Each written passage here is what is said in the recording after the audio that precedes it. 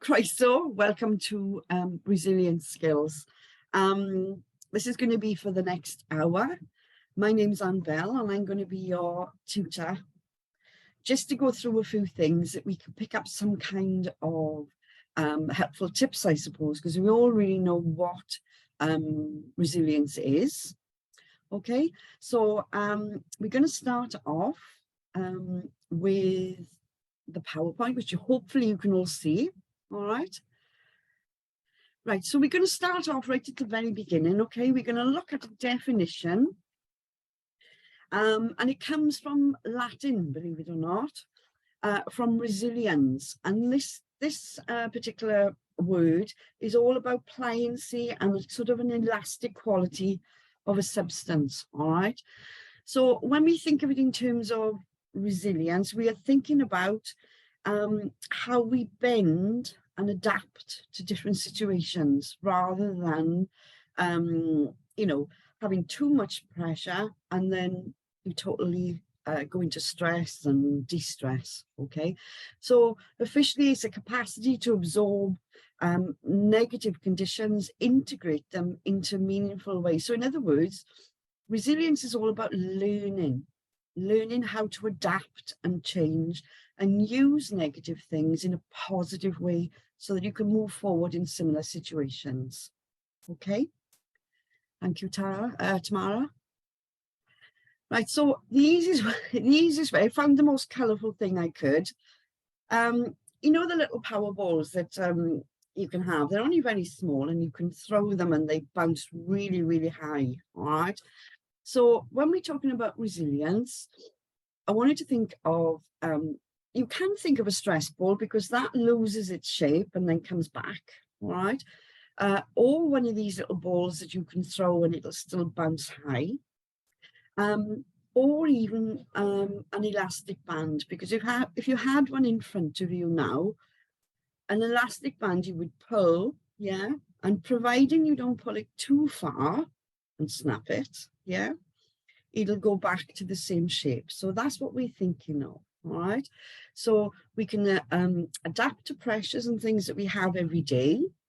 That'll sort of like make us go a little bit stretchy, but we need to be able to bounce back, right? So if we think of it in terms of bouncing back, okay? Right, thank you, Tamara. Right, so what is resilience? We all know this term. It's like things like well-being and all the rest of it. It's a term that's out there these days, along with confidence, assertiveness, all of these sorts of things, okay, which all link. So if you work on building your resilience, your assertiveness, and all those sorts of skills will build as well, okay? So resilience is the ability, like you were saying, to adapt to any situation that you face, okay?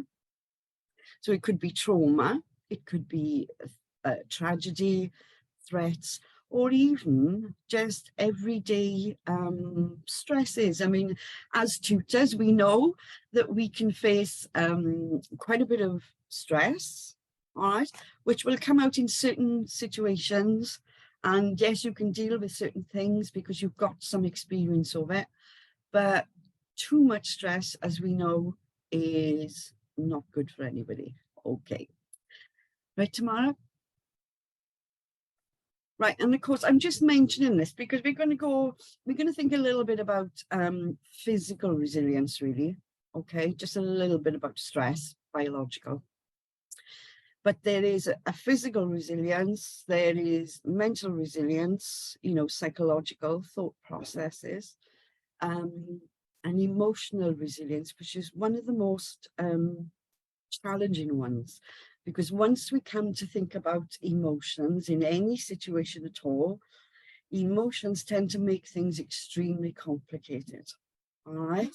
And then, of course, there is social. So we're talking about the whole holistic look, really, okay? But that's, you know, those are things we can look into at different times, because this one is just going to be a little bit about stress, really. Okay, thank you, Tamara. Okay then. So here we go again, just to reinforce, to make sure we know what we're talking about. It's knowing how to cope, because coping mechanisms are very, very important, okay? We all cope in different ways, and we all react in different ways as well for certain stresses and situations, okay? It's important with resilience to know your own boundaries, how much you know you can accept and how much you're going to draw the line and say no more. All right. But resilience as well can bring innovative ways, I suppose, to overcome obstacles. So it is, when we think of resilience, you tend to think, oh gosh, I've either got it or I haven't. Every single person has, okay? And it's the way you use those skills to be able to adjust to any obstacles that come in your way, all right? And as I mentioned before, it is emotional strength, which I know we all struggle with emotional strength at times. Thank you, Tamara. Okay, so we want to emphasize why it is really important, okay? You say, oh yeah, whatever, but the importance of resilience is, it's crucial to self-esteem, right? And self-efficacy means your ability to believe in your own abilities to be able to carry on in any situation, and you've got enough how can I say, knowledge and trust within yourself that you can actually do something, because that can be quite challenging at times. So that's something we want to think about. So resilience is important for how you feel about yourself and how you go about tackling things and knowing that you can actually achieve whatever it is you want to achieve, okay? It helps develop a sense of purpose, because a sense of purpose is very important for anybody, you know, no matter how young, old, it doesn't make any difference. You need to have that sense of purpose, okay, which is something to do with well-being and the needs that we have as opposed to want, basically. All right. And of course, then it has a knock-on effect to well-being, positive well-being, because all of those will contribute to being a little bit towards, I like myself.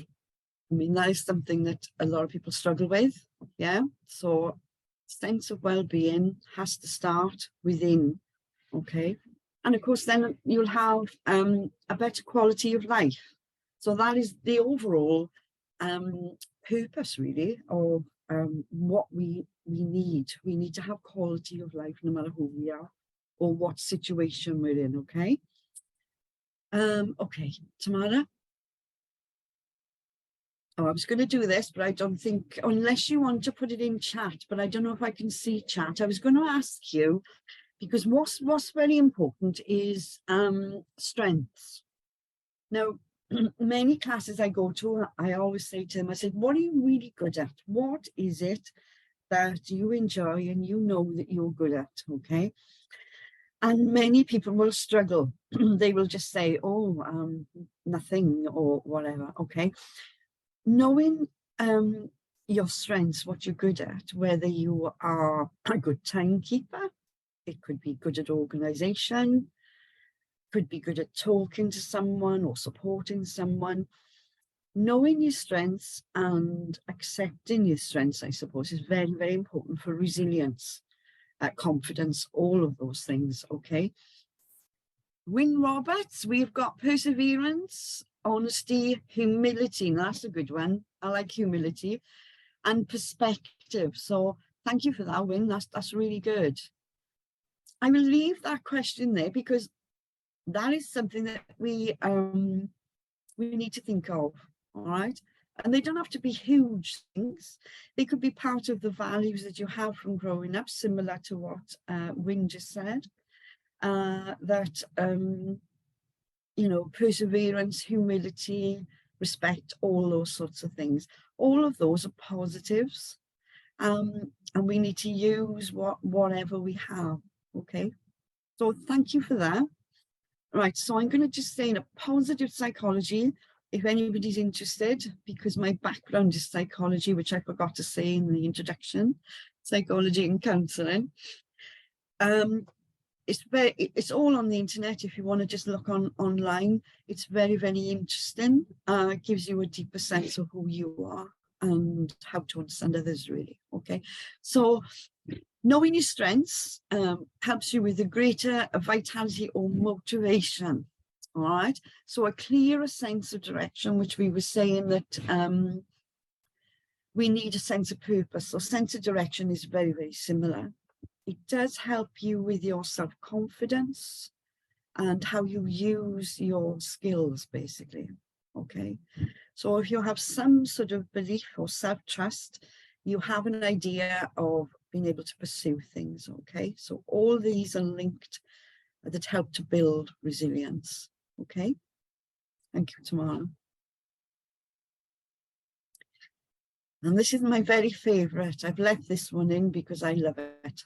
Right, so the good news is, okay, we all have resilience. Being resilient is not a personality trait, because many feel that they just don't have it. You know, some of the learners I work with, it's not a personality trait, it's something that you're born with, okay? It's what they call a dynamic learning process. So in other words, dynamic just means changing. So it's a learning process that changes and adapts, okay? So as the dragon is attacking the poor little man there, it is saying this too will pass. And in some situations it's very difficult, but your resilience will kick in. Right, so I'm going to mention this because it's an important day today.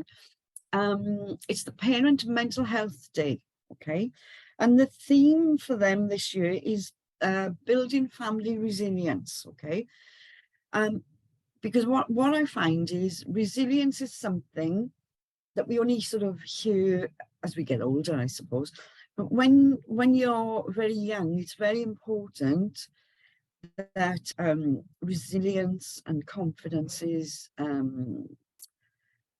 surrounding the child, I suppose, so that as you grow up, you've got those things in place. Okay, so what they're focusing on for the Parent Mental Health Day is actually building family resilience. Okay, so I'm not going to go much into attachments, but attachments is the psychological theory by Bowlby. So I'll put his name on there if you're interested. Okay, so Bowlby, he proposes that what they call a secure attachment is essential when you're growing up. Okay, now we all have different attachment variations, all right, but he proposes a secure one, and that just means that as a family, the child is nurtured positively.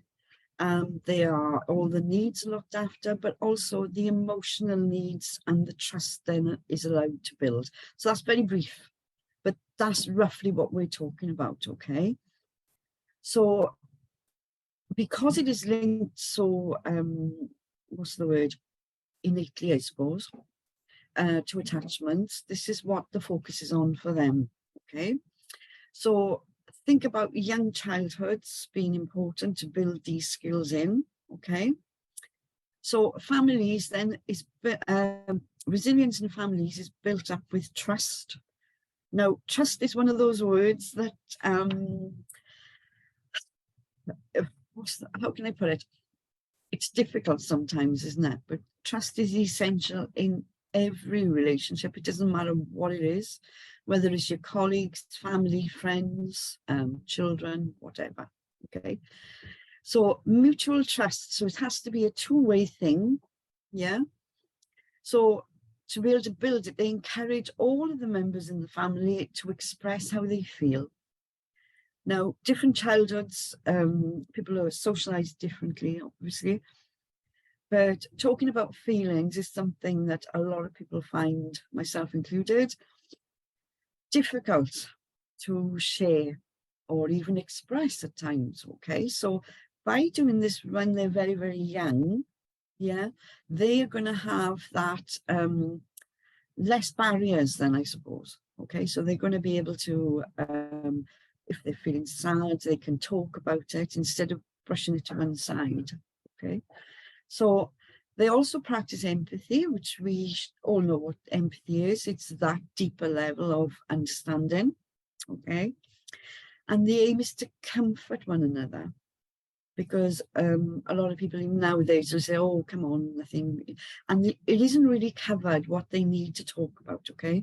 So the Parent Mental Health Day, building resilience, is an excellent way forward. And it is their day to day, all right? So the whole thing of it is, resilience families then can face things together instead of being in isolation, because it is far better to be able to share and work together, whether it's in work like us as tutors for our learners, for our colleagues. If we can actually say, well, actually, I'm not really sure about this, it's so much easier than if you just gotta get on with it, you know. So it's just a little mention of the importance of that, because that's going to be brilliant if they can bring that in when they're younger. Okay, thank you, Tamara. Right, so using what I've just said, those skills are personal to you as well, to everybody. So everything I've just talked about is going to be the way to build your resilience, okay? A way to be able to like yourself a bit, think, well, I'm okay, yeah? You need to trust yourself. Also be kind to yourself. Don't focus on that one thing that you did a little bit not quite right, when you may have done 150 other things that were absolutely brilliant. But we do tend to take home that negative. Oh, I should have done this, I should have done that. Okay, so that's what we're looking at. Be able to share your feelings, practice empathy, and my favorite is humor. So we need a little bit of humor in there as well. Okay, so all of these skills, which we can do, we can all be kind to ourselves. You know, have a bit of humor with someone who may be struggling, or yourself. So there we go. Okay, right, well then, if we can carry on, please. Right, so just a little bit about stress, because I'm not going to go into the biological synapses and all the rest of it. Okay, so we're looking at two different types of stress. Okay, so we have got in the green box, we've got what they call eustress. Okay, and that is positive stress. It's got a nice little plus on there so that I don't get confused. Okay, so eustress then, it's got a beneficial effect. It helps you to focus, helps you to even get out of bed. You need that stress moment to be motivated or anything else, okay? The type of stress that we tend to think of when we need resilience is the distress, which is in the pink box, okay? And of course, if we can balance, that seems to go, if you think of an arch, eustress is positive on one side, distress is negative on the other. You can keep it in the middle. Resilience will come, if we think of an arch, in the middle, where you can go backwards and forwards, okay, and that's fine. You're managing stress and you're becoming more resilient. But if it goes over to the pink, right on the bottom, then we're looking at distress, when we are looking at all the negative things, stress, anxiety, depression, and all that, right? So just think about stress in terms of plus and minus, and aim to keep your resilience skills going in the middle, okay, to try and balance it. Okay, thank you, Tamara. So this is what they say. Because I've heard a lot of people say that stress, or it's genetic because my mother was like it and whatever, which they do say it is partly genetic, but it is to do with the environment as well, which is fair enough, okay. But what this Sun says is certain levels, right? You may build up your resilience, yeah, and you can cope, right? But when it becomes more and more and more pressure, then even the most protective factors that you have built up can actually lose the ability to go back and stretch and all the rest of it, right? So in other words, high stress levels, the positive effect of what you've learned and your resilience will really, really come up against problems, okay? So we're thinking about anything. It doesn't have to be a high-powered businessman, New York Stock Exchange, all right?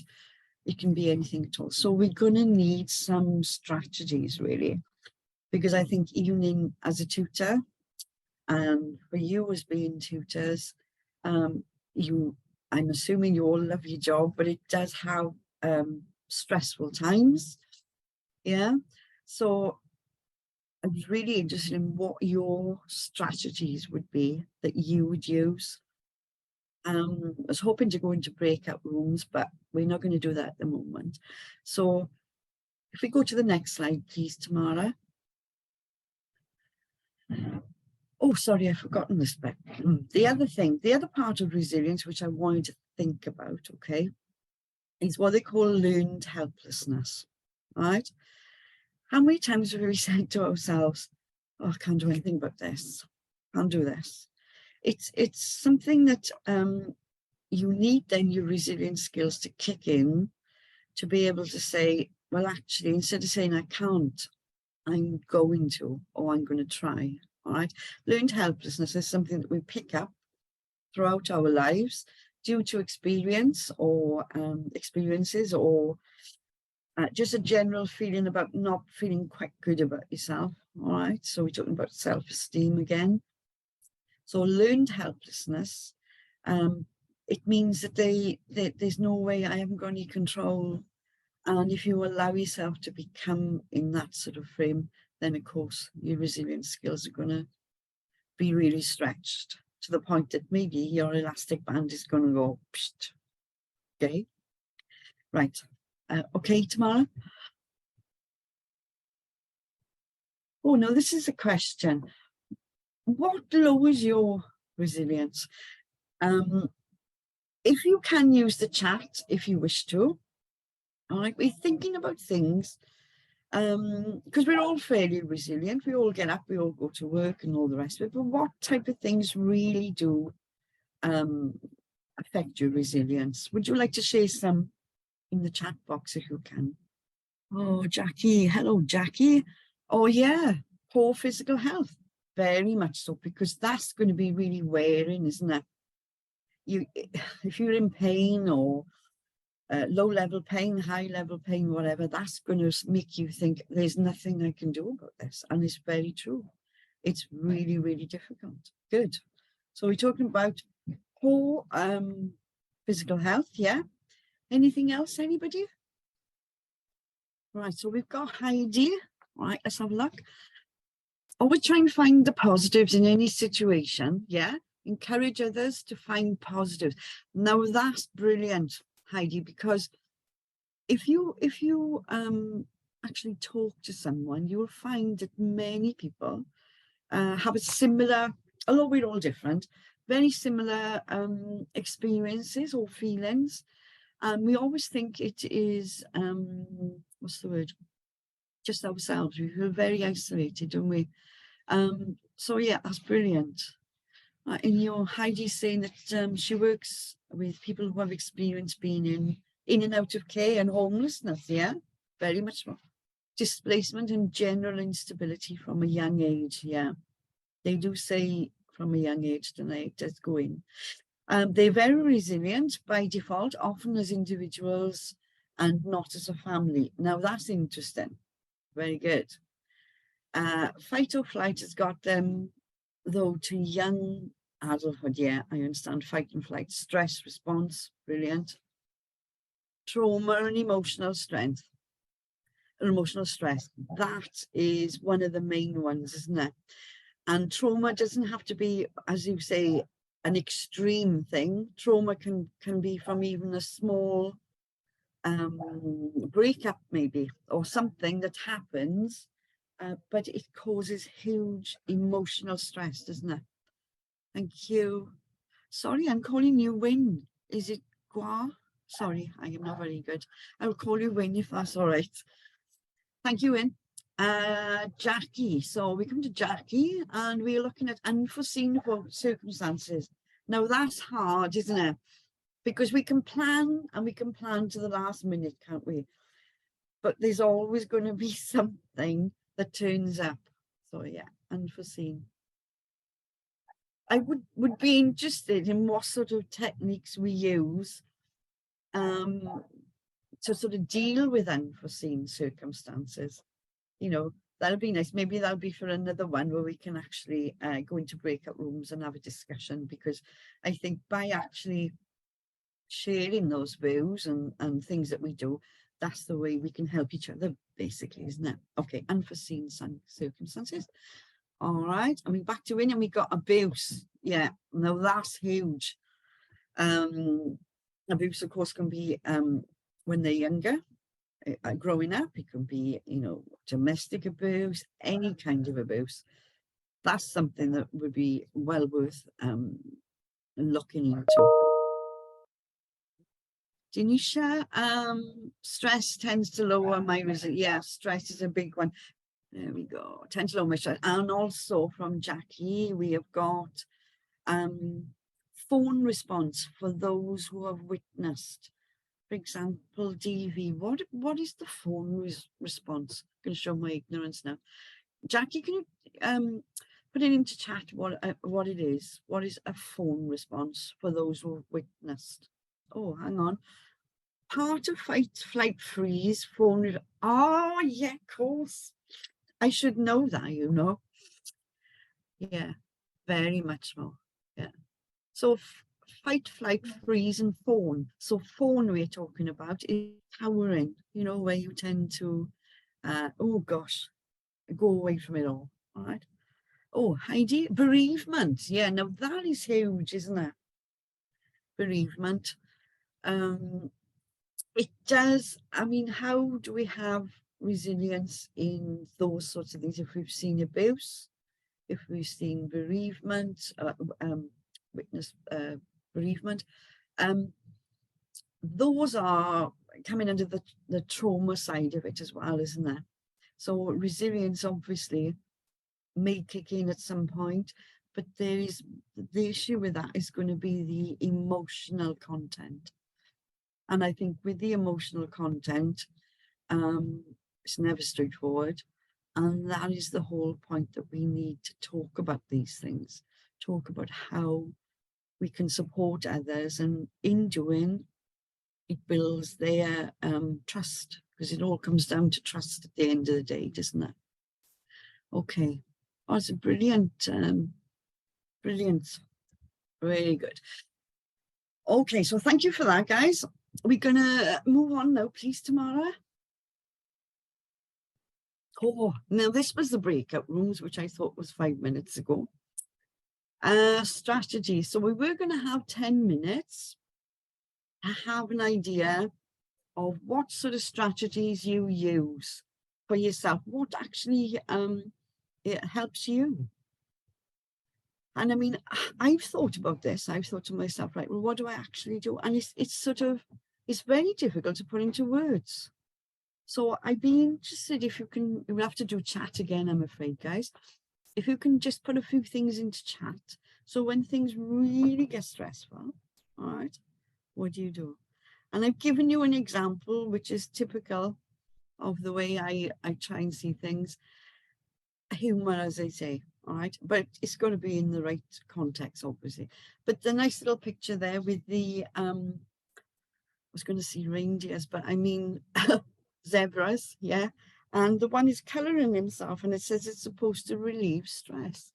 And when you think about it, I don't know if any of you actually do it, but I've done colouring. You sit where you actually focus yourself away and do some colouring, or that's what I won't go into anymore because I'm interested to see what sort of strategies you all use. What is it? Another one of mine is to go off and have a cup of coffee and just out away from the situation. All right. So if you would like to share some, okay, you haven't got to, but if you'd like to share a few in the chat, I'll give you a few minutes, see what comes up, and then we'll see what we can discuss. Okay, over to you for a couple of minutes then in the chat. All right, Jackie. Walking, oh yeah, having a laugh, going to the sea. Now I find the sea really, really therapeutic, as they say. The sound of the waves, I don't know, it just brings everything down, doesn't it? Yeah, everything down to a more manageable situation. So you've got having a laugh, yeah, very much so. Maybe with friends, take the dog for a walk. I do that a lot now. Yeah, I've only got a miniature dachshund, but we do have some lovely little walks. Have a bath, read a book, or if I'm feeling social, then spend time with family and friends. Yeah, because sometimes you need to be away from a social network, don't you? So yeah, it's really, really good. What else have we got? Let's have a look. Oh, distraction or reflection is very helpful. Yeah, I gotta be honest, I use that as well. So we got Denisha, keep sitting, close my eyes for a while. Now that's good because that will refocus the whole settings of things, wouldn't it? Because how often do we actually say, stop for a couple of seconds and just rethink? We always tend to think we've got to keep going, get this done, okay? So that's lovely, Denisha. Right, and we've got, we go back to Wing. Gratitude. Now, I'm glad you mentioned that because we're going to talk about gratitude journals, which I absolutely love. Give yourself space, walk, draw, yeah. Watch some TV. No horror films. That'll stress you out. Speak to your partner. Yeah, very much so. Reading up about what's troubling. Now that's good, depending on whether you're going to the internet and have something that's going to trouble you more. But, you know, being sensible, I'm sure you'll only learn what you need to. Brilliant. Breathing exercises. Yeah. They are very, very helpful along with mindfulness and things. Okay. Lovely. Okay, so we've got some replies there. Thank you very much for that because it is useful. And if you notice, there are similarities there.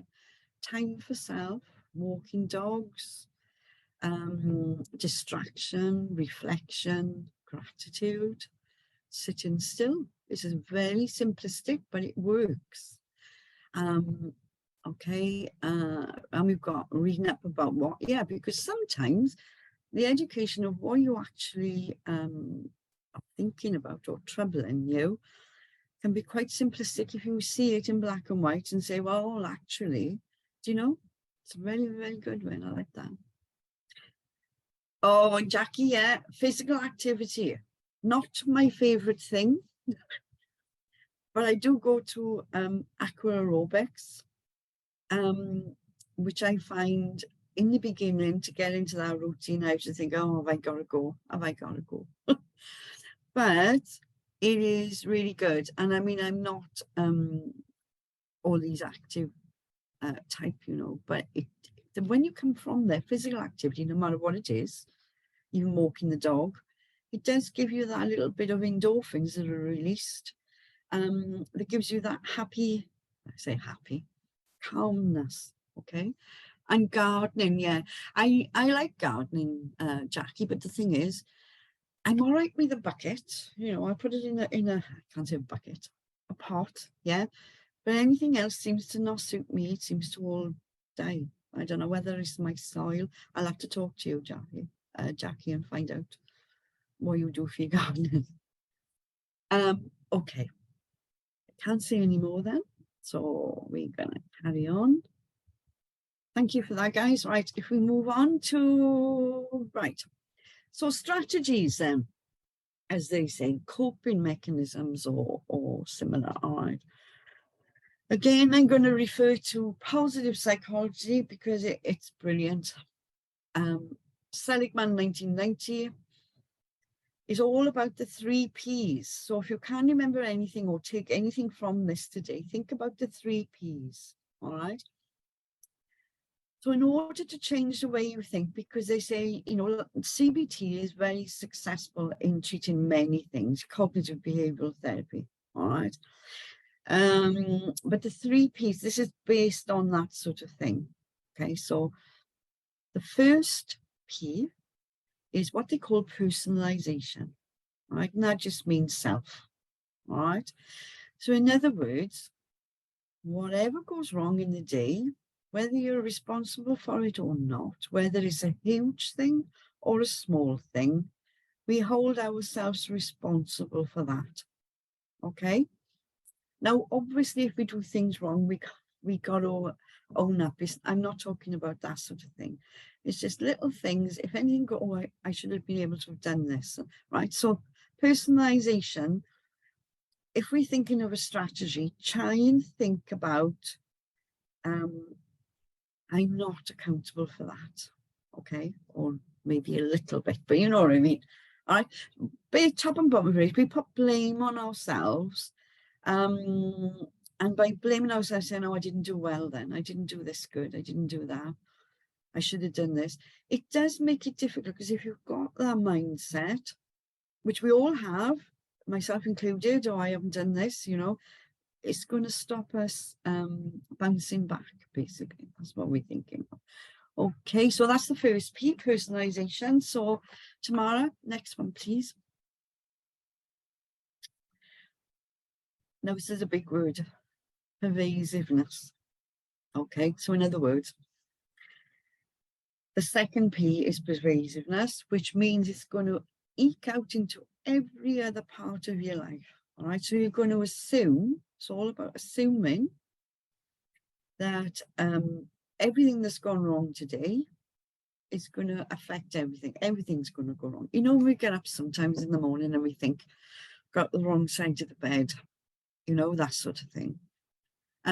So pervasive means it's going to, because you've done something not quite right or whatever the issue is, all right, the whole of the day's ruined. That's it. You know, it goes on, and then it'll carry on the next day. All right. So the thing to do is to acknowledge that feeling and try and change the way we're thinking to say that it's not going to, I'm not going to let this affect. I've got one class this morning and that was dreadful. This happened, that happened, whatever. So you're going to another class then in the afternoon, maybe from our point of view as tutors. You've got to try and not bring over that negativity. That's what I'm trying to say. It doesn't, we usually assume that it's going to affect everything. And we usually let it then. Okay. Okay, Tamara. Oh, and this is another one which is a bit like you know, the automatic negative thoughts we have. It's a bit like catastrophizing things, which we can all do, myself included. Permanence. So the third P is permanence. Okay, believing that bad experience or events, they're going to go on and on and on and last. All right, rather than accepting that they're going to happen and they're going to move on. Do you know what I mean? So catastrophizing is a good way of thinking of it. Okay, if this has gone wrong, therefore this is going to go wrong. Okay, so it's not going to be permanent. If we can try and put into our way of thinking, whatever situations we are facing, okay, they are going to be transient. And you know, when you're really depressed or something like that, or really down, had a real bad day, sometimes you can think, oh, it's going to carry on like this. I can't do this. This is what I'm thinking of. So resilience, we're thinking of the 3 Ps. So just try and think about that. Nothing is permanent. if you're going to think that way, permanence, then resilience, self-esteem, well-being is going to be extremely difficult to maintain, because resilience is going to go up and down like everything else. Okay, so it's going to, thinking is permanent, it's going to overwhelm you, and you're going to think that's it. Okay. Right then, Tamara. So basically I've said that. So in other words, you can change your mindset, yeah, recognize that they're there, you can then start to bounce back. I basically said that twice, but there we go. Okay, thank you, Tamara. Right, this is just in you for you if you're interested. Okay, part of the resilience theory, because we haven't gone into the theory, it's a bit too it'll take forever. But one thing I'd like you to notice is stress, what they call stress inoculation. All right, and he's saying we can develop a positive stress response, because when we think of stress, like you say, it's usually negative, isn't it? We usually think about the negative side of it. Okay, but we can develop the eustress that I talked about earlier in the nice green box. I think it was in the green box, the one with the plus. Yeah. We can develop a positive strategy, I suppose. Okay. So, and become resilient to normal, resilient and normal to negative things that will happen in the future. So in other words, what they're saying is, by recognizing stressors and things like that happen, we can, with the 3 Ps that I've just talked about, yeah, that nothing's permanent, we can develop that positive response to future stresses. And I have to say there, I'm still working on that, because I still find certain situations when you're stressed, just doesn't matter what I know and what I don't know, I still get stressed, obviously. Everybody's the same. Okay, thank you, Tamara. Oh, here we have another one. Now, this is a nice one, this one is. It's called the bucket analogy. And it's a metaphorical bucket. Okay, so you can imagine a pink bucket, a blue bucket, whatever you would like to do. All right. And in this bucket, we're talking about things like tolerance to stress. Everything that happens in the day goes into this bucket. I'm sure you've heard of this before in some form or another. Okay. So water, right? So say now that the water that comes into the bucket, yeah, will keep building, obviously. If you're going to add to it, you're going to build, okay? The concept of it is to avoid too much of this, yeah, keep it flowing like that, yeah. So if you're going to keep filling in with what happened today, and they're all going to be negative, because when we think about it, if we do something positive and say, well, yeah, that was really well done, not very often do we get a pat on the back, and especially from ourselves. Do you know what I mean? It's so important with our learners, colleagues, whoever we meet, family, to just say something like, you know, oh, that was great, well done, you know, don't just pass it over, because that's going to reinforce positivity for the other person. All right. So back to the bucket. We don't want to fill it up with negativity and stress, because obviously it's going to overflow. We know what a bucket is. Once the water goes in, it's going to go up unless you turn the tap off.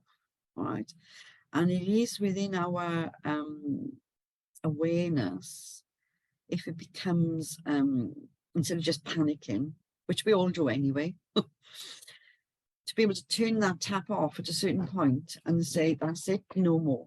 Okay, so that is what we are talking about when we're talking about the bucket analogy. All right, so an awareness, be aware of stress, give yourself a pause, a nice cup of coffee, 5 minutes away from it, similar to what Jackie said earlier when she was it Jackie or was it Dinesh? When you just sit and close your eyes. I think it was Dinesh. Yeah. I sit down, close your eyes, and just refocus. Basically, reset the way of thinking and the way of doing things. Okay, because when we think about, sorry, I'm going to resilience. We're talking about self-care. Self-care is very, very important. Yeah, that if we don't have self-care to start with, or something within us that we value ourselves, then all these other things are going to be a little more difficult then to do. Okay. Okay, Tamara. Oh, there's the buckets for you to have a look at, but you know what I'm saying when I'm talking about buckets. Okay. Next, please, Tamara. Right, now, I think it was Wing who said a gratitude journal, all right? And I found this lovely little picture of a little dog. I couldn't find the journals because they all looked a bit boring. So we've got a dog there that's very thankful, all right? I don't know if any of you use journals or just have something that you fill in now and again or whatever. When I was doing my training, they were saying about thought records, you know, think about how to identify things when you're getting stressed and all the rest. Thought record is very good as well.